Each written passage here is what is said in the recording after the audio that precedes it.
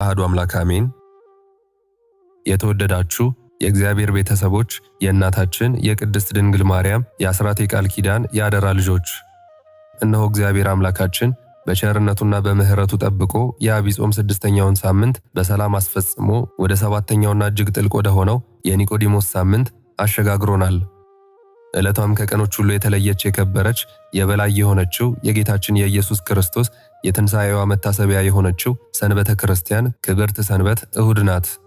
እንኳን ለዚህች ታላቅና ቅድስት ዕለት በሰላም አደረሳችሁ።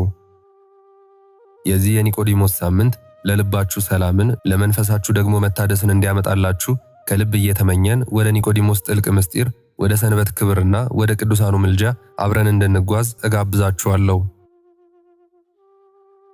ሰንበተ ክርስቲያን የብርሃን እናት፣ የሰላም ወደብ፣ የነፍሳችን ማረፊያ ናት። በዚህች ዕለት ምድርና ሰማይ በምስጋና ይሞላሉ።